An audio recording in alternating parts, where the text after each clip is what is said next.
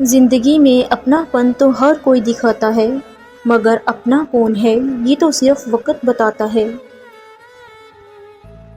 دنیا میں صرف ایک محبت ایسی ہے جس کو دیکھ کر اللہ خوش ہوتا ہے، اور وہ بیوی کی خاوند سے اور خاوند کی بیوی سے سچی محبت ہے۔ جس مرد کو آپ سے سچی محبت ہوگی وہ سب سے پہلے آپ سے نکاح کی بات کرے گا اور نکاح میں ٹال مٹول نہیں کرے گا۔ محبت کبھی کبھی یقین کی سب سے اونچی سیڑھی سے اتنا زور کا دھکا دیتی ہے کہ انسان ساری زندگی کسی پر بھروسہ نہیں کرتا۔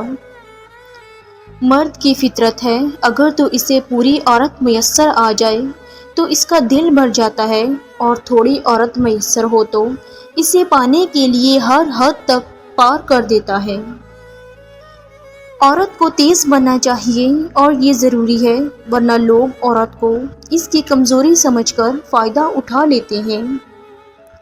لوگ اپنی بوریت دور کرنے کے لیے آپ کو وقت دیں یا عزیز رکھیں تو اسے محبت سمجھنے کی غلطی مت کیا کریں۔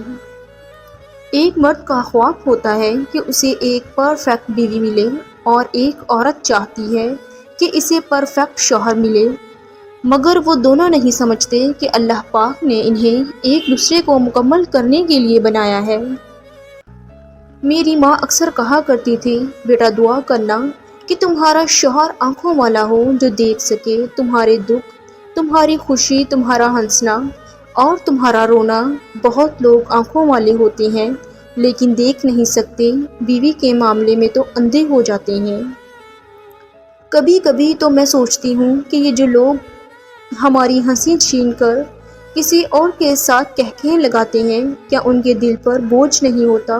کیا انہیں خدا کا خوف بھی نہیں ہوتا؟ ایسے لوگ کس طرح سکون کی نیند سوتے ہیں؟ کوئی دوسرا شخص ہمارا دل نہیں توڑتا، ہم خود اپنا دل توڑتے ہیں، ایک ایسی جگہ پر رہ کر جہاں ہماری ضرورت نہیں ہوتی۔ سارے کھیل تو روحوں کے ہوتے ہیں، مٹی کے جسم میں کشش تب جاگتی ہے جب روح کا ٹکراؤ ہمارے دل سے لگ جانے والی روح سے ہوتا ہے، ورنہ یہاں تو حسین و جمیل لوگ بھی دل کو نہیں بھاتے، اور کبھی کبھار سادہ سا انسان بھی جان سے پیارا ہو جاتا ہے۔ ایک عورت کی سمجھداری یہ ہے کہ اسے علم ہو کہ مضبوط اور با کردار ہونا خوبصورت ہونے سے 1000 گنا زیادہ بہتر ہے۔